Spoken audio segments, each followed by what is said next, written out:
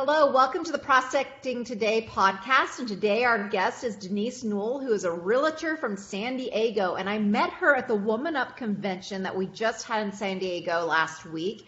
And I found her fascinating, and I think you guys will as well, because she is an agent. She's been in it for 5 years, but she has figured out things she wished she would have known in the first year of her being an agent. And I thought she had a lot of great insights to help all the newbie agents out there kind of circumvent the errors she made in hopes of finding their success a lot faster, which in 5 years, you're quite successful, Denisse.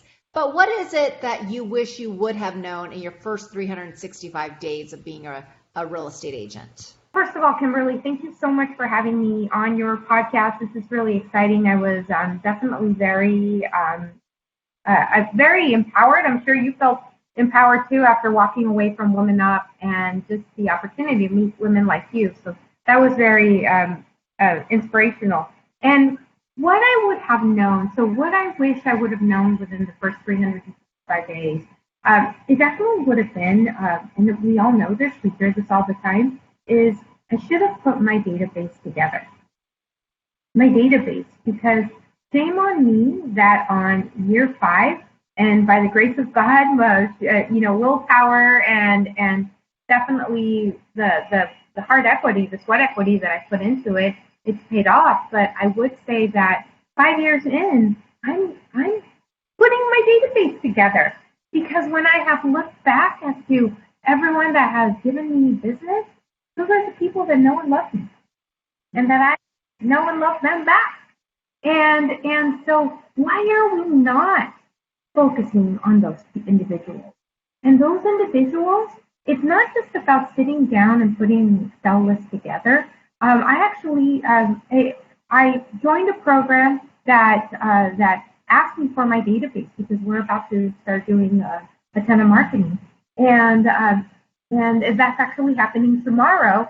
And so I had to sit down and put my database together. And when you ask most agents, they'll say, okay, well, where's your database? They'll say it's either in their cell phone, because that's what happened to me, or on social media. And it's very true, because social media, if you think about it, it is your database.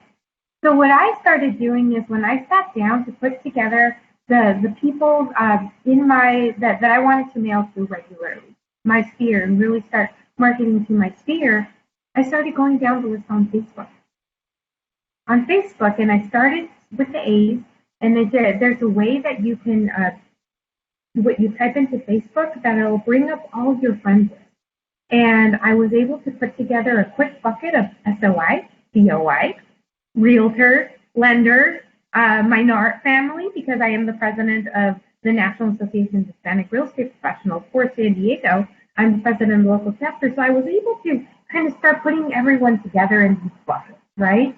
And before I knew it, my database was at 500-600 people. Holy mackerel! So if you can imagine, I do a lot of marketing, and they typically say that your sphere, that 10% of those folks are going to know someone that's going to need your assistance next year. Mm-hmm. And that's what I started looking when I started thinking about the numbers and what that could look like and how that could define my business moving forward. It excites me. 2020 excites me. And so that's what I would tell any new agent is, don't do it 5 years in. Learn as I have and do it today. Don't procrastinate, because if you can start with a database of just even a minimum of 200, 300 people that you can just love on, mm-hmm. in 2020, your business is going to be exponential. You're going to be on panels. You're going to be on podcasts, because people are going to want to learn how you did it. Yeah, absolutely. So you would say on day 1, create that database, and then add your contacts in as you go and as you make them, so that you don't have them slip through the cracks. And I love that you touched on that, Denisse, because I've had so many agents tell me on this podcast that was the biggest mistake they made starting out as well, was not building the database. And I would say that the other thing is there really isn't a magic pill. nothing, no product out there is going to just change your business where you're going to have a flow of business coming in. It really comes down to hard work and prospecting, right? You have to pick up the phone. This is a people business. And here's the example, and I think I shared this with you. I brought on a new agent, and I'm really good on the phones. However, I procrastinate like the next person. I just kind of make up an excuse, or I'm preparing to prepare to make that phone call. That phone call that never happened. And I'm lying to myself. So I bring on this agent, and I'm teaching her about different pillars. I do, you could purchase your business, or you can just kind of go the old school traditional way, and that's by calling on people. And to a degree, it's purchasing, right? Because you are working with a party that's providing you that contact information. However, so the point is that we got on the phones. I'm teaching her the scripts, what to say, and we started calling old expired. This is dating back, so we went after folks that whose homes left unsold in 2015, and we started giving them calls.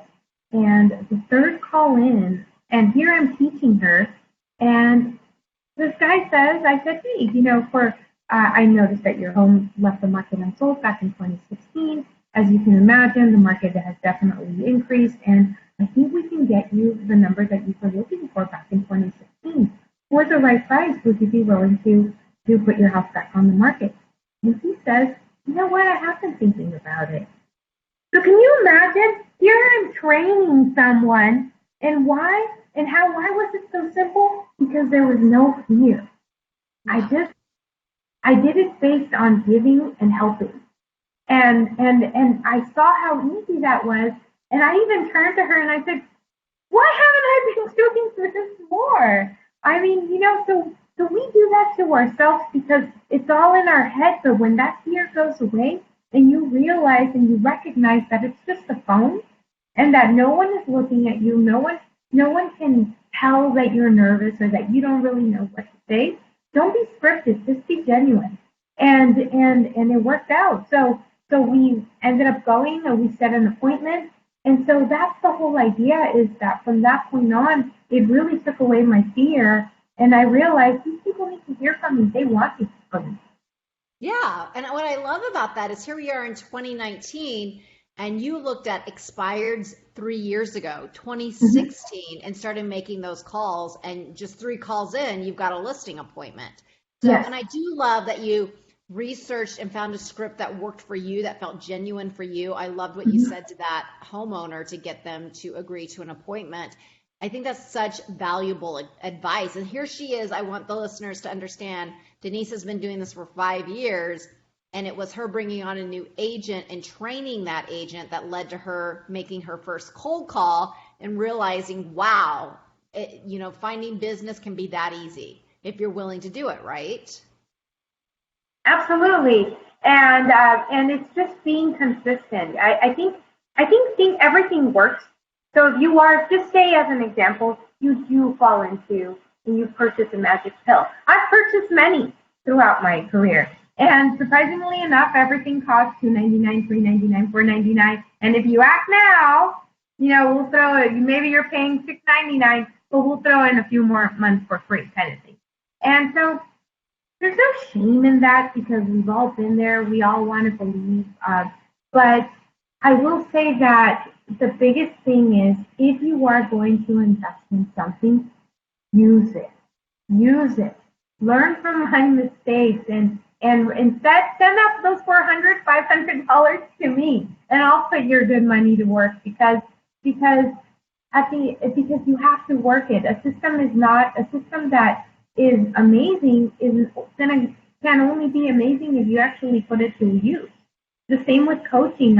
I've been part of different coaching programs, and I get that, and I even see in the realtor blogs all the time. Who's the best real estate coach? What's the best CRM? What's the best for this and that? And the answer to that is just pick something and use it and learn it. And maybe 2020 Instead of having all these different pillars to your business, choose choose three pillars and stick to that.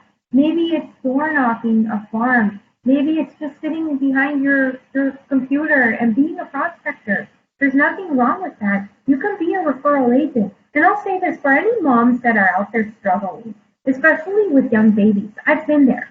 And finally on year 5, I've been able to kind of get into a group because my children are a little bit older now and I do have a sitter. But if you are a mom with a young child and you can't necessarily leave because, you have family responsibilities, it's okay to bring on a partner and just let go. Tom Ferry said it best at one of his conferences, and he said, use your children as your inspiration, not as your crush in your business. That should be your why, and I know it's your why, and I know you want to be successful, but success will come. So when I say choose a partner, maybe be that prospector and use these next couple of years to really master the phones. Because when you master the phones, you will be able to dance circles around most agents out there because they're not doing it. And bring on a partner, a referral partner or two that can help you go show properties, that can help you maybe close the deals. There's no shame in that. Sometimes you have to take a back seat in order to find that success down the road. Because if you think about it, don't think that it as an inhibitor or as a failure. You're farming right now. So when your kids get to be a little bit older, like my kids are now, you're going to find major success because you've been continuing that path. Yeah, that's such great advice. So stick with it, be persistent, and understand it's different phases of your life in which you can roll with that success. But Denisse, what's the thing you're doing, or what is the thing you have done that's led to your most success? For me, a couple of things is I am a master networker. And I'm not talking about just getting to know real estate agents. I do feel that getting to know people in this industry matters because relationships matter. That's everywhere. It doesn't matter what industry you're in. Relationships matter because now of my position within the community, I can pick up the phone and agents, it has definitely helped with my offers getting accepted because they know me and they know that I am going to close the deal. The other thing is networking. I think people undermine and don't see the significance nor the value in networking. And by that is looking at events. If you're highly involved in your school, get involved. Or if you're not involved, get involved. Join the PTA. Get to know the parents because that has been my biggest referral source. Are the parents of my schoolmates, my children. And also, I try to go to at least one networking event a week. So I'll seek out the chamber. I'm very involved with the Hispanic community, and there are tons, because of where I am in San Diego, there are a ton of events happening on a weekly basis. I open up my week and I plan it based on the events that are happening, and you can find them easily on Facebook. They'll all come up right there. And I just go, sometimes I go alone. I don't know anyone. And I always give myself a job because remember, my focus now is building my database. So I give myself one goal and one goal only, and that's to walk away with one contact. One contact that is going to help me build my book of business. Because that's what we want to do. This is a relationship business. And I've been able to really, once I shifted my mindset and said, okay, these are people that I need to get to know. And also, I can bring value to them because they also have goals. And ask those questions. Tell me about your business. Don't go to a networking event. The last thing you want to ask someone is, what do you do for a living? Oh, what do you do? And conversation killer. Nobody wants to talk about that. If you're at a charity event, say, what drives you about this event? What's your passion behind it? Tell me more. Yeah. It's no different. Or when you're going to a networking event, a business, a chamber event, hey, hi, Kimberly, it's great to meet you. Tell me, what's keeping you busy these days? That's a different way of asking, what do you do for a living? Because that one question is going to show you're interested, that you care, and it's going to open up the dialogue and make it so easy for you. And then I go sometimes for 15 minutes, and then I walk out because I'm done. I met my person. Oh, that's so great. So give me an idea. I know you talked a little bit about that conversation, but I think so many people have anxiety over doing this very thing, walking into a networking event, not knowing a single soul and needing to approach people to do the networking. So give me an idea, Denisse. You're working the room. What do you look for, and how do you approach that person in a very comfortable way? I look for the person that's standing alone. If I'm there alone, that person wants to be with me, right? They want to hear with me because they're probably thinking the same thing. Oh my goodness, I'm standing here alone. And they tend to be introverts for the most part. And so you go up there, you take advantage, because what I have noticed when I do that is that they're grateful. They're grateful because I care, because I'm not part of a clique. I'm genuinely there getting to know them. And I ask that simple question. So tell me, what brings you to the charity event, or what's keeping you busy? Yeah. And then what is it about the person where you can say in 15 minutes, okay, got my contact, I'm out. What is it you're looking for? What is it you have to hear to make them a legit contact for you? When we start talking about business, obviously, because again, it's your database, it's your sphere. I'm not buying leads. These are all people who at some point they themselves will need real estate assistance, or they know somebody that's going to need real estate assistance. So first and foremost is what they do for a living. I'm genuinely interested. And also because one of my 2020 goals, and I hope everyone is doing this, is start getting out there and doing presentations on home buying. I know everyone talks about it, but very few people do it. For the past month, I've been doing them. Last night, I got invited to educate teachers, administrators on home buying. I talked about investments. I actually took that away from Women Up, and I ended up speaking for 45 minutes, and these women were taking copious notes. It was remarkable. So look for opportunities that are going to help you in your business, but again, you're going to be able to help them as well. And the other thing is, never walk away without talking about yourself, because you're at a networking event. Obviously, they want to know about you as well. So the biggest thing that the shift that took for me from being a real estate agent, a realtor, to a business person, a businesswoman, was the very simple thing. And now when people ask me, what do you do for a living? I say, I own a real estate business. I don't say I'm a real estate agent, I'm a realtor, because immediately that puts you in a different position in their eyes. You're not just a salesperson. You're a professional, you're a business owner. And from there, the conversation just starts easily. Obviously, they'll start with, how's the market? That's the next question. It's always asked. He said, you know what? It's interesting because do you own a home? Do you own a home? Oh, yeah. Really? Great. What community?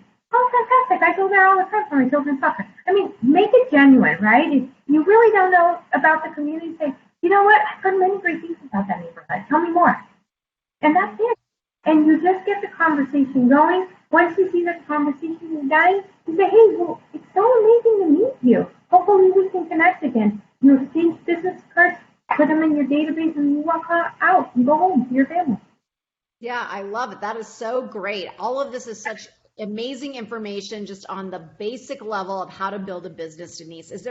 As we wrap up, is there anything else that you can think of that, hey, I wish I would have known this in my first couple of years as an agent, that you can share with other agents?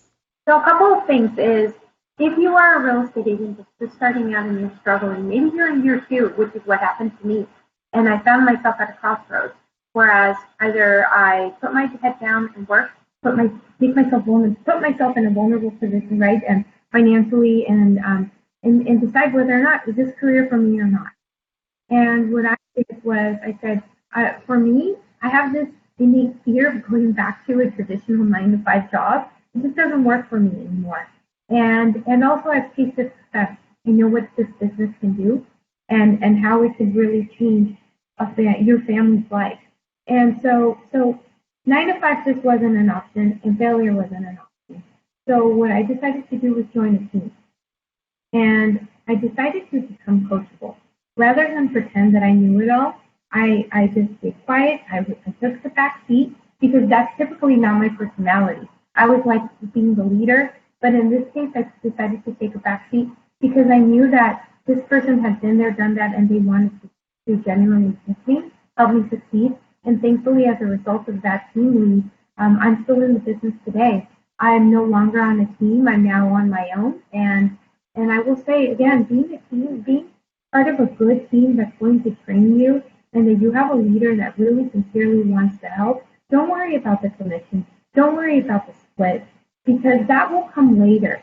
Get the skills that you need to succeed and remain in this business. Remember that it's about farming for the long term and not the short term. Yeah, I love it. Anything else you'd like to share? Stay away from magic pills. if you're seeing anything that's going to immediately change your business and it costs $2.99 or has a 99 at the end, walk away. Or if you're gonna fall into it, use it. Okay, at least give yourself some time to learn it and to use it, and then 6 months later decide whether or not it's still for your business. So then I would say the last point is I've been very consistent with doing videos. I interview local businesses. It's a mix between local businesses and also real estate topics. And everyone asks me, do you actually get business from it? The answer to that is no. You don't look at videos to as a form to get more business. Look at it as for what it is. It's marketing. You're staying top of mind. You're interviewing business owners because it's a very soft way of selling the community. You want to come across as the market expert. You also want to come across as the local celebrity. And I've been doing it consistently for about 2 years, and I'm starting to see it pay off now. I walk into places and people recognize me. And so as a result of that, it's just really changed for me, and I look forward to doing videos. So stop thinking about what you're going to say, because people don't even watch past 30 seconds. Don't worry about what you're going to look like, because this is what God gave you. Own it. And don't worry about the topics. Just get out there and do things that you love. If you have a family like I do, and you're going to an ice cream shop, guess what? Interview the ice cream shop owner. They're going to love you for it. Mm-hmm. All very great advice. Denisse, thank you so much for joining us. And if people want to reach out to you and learn more about you, how can they reach you? Easily. They can go onto my website, mamasellssandiego.com. And that's mama, M-A-M-A, sellssandiego.com. Wonderful. Thank you again, Denisse. I appreciate your time. So much good information. Thank you. I appreciate you.